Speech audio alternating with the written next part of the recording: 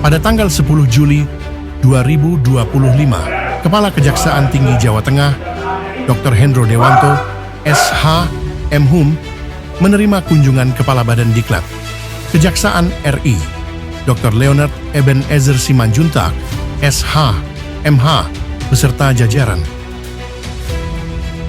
Kunjungan Kabandiklat Kejaksaan RI dalam rangka monitoring dan evaluasi program kerjasama beasiswa Badan Diklat Kejaksaan RI tahun 2024-2025.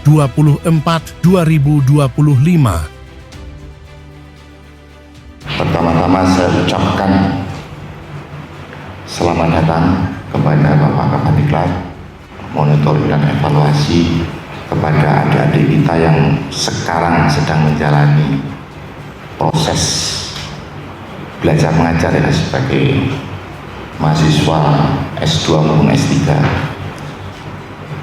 merupakan bentuk konsekuensi manajemen ASN yang sekarang lagi dikelola Pak Kepala Badan Diklat. Ketika Anda belajar maka perlu dimonitoring dan evaluasi. Intinya agar Anda itu cepat lulus dengan predikat memuaskan atau sangat memuaskan, karena memang kebutuhan pembangunan SDM khususnya di Kejaksaan Republik Indonesia amat perlu.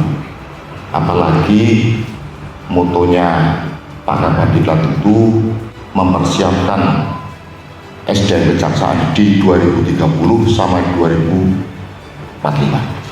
Jadi beliau selalu berangan-angan besok SDM Kejaksaan itu SDM kelas dunia. Kegiatan dilanjutkan dengan laporan hasil monitoring dan evaluasi program kerjasama universitas dengan Badan Diklat Kejaksaan RI, serta laporan pelaksanaan program kerjasama beasiswa Badan Diklat Kejaksaan RI dengan Fakultas Hukum Universitas Jenderal Sudirman dan Universitas 11 Maret. Dalam kegiatan ini juga, Kepala Badan Diklat Kejaksaan RI memberikan pengarahan kepada seluruh pegawai kejaksaan yang menerima program beasiswa Badiklat Kejaksaan RI. Saat ini sedang kita lakukan akselerasi percepatan peningkatan SDM kejaksaan menuju Indonesia mampu. Karena di dalam protokol kerjasama itu 30 Badan Diklat menuju internasional.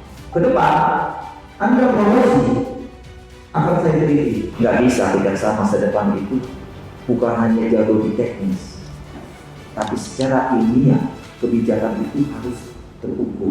Karena saya sudah tahu kita jago dalam membuat suatu kebijakan, tapi hati-hati kebijakan kita itu akan diuji secara akademis itu benar atau tidak. Jadi itu ada sekalian dimaculah ya untuk penyelesaian itu.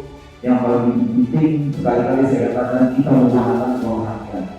Pertanggungjawaban uang rakyat itu tidak mudah. Karena itu saya akan terus mengevaluasi dan akan nanti setelah seluruh evaluasi ini akan membuat surat edaran ke seluruh KJRI apa tugas pokok peranannya. KJRI akan harus aktif memonitor, tidak ada lebih dari 3 tahun harus selesai. Kita dipilih Tuhan, kita dipanggil Tuhan, itu jadi penegak hukum dan kebenaran.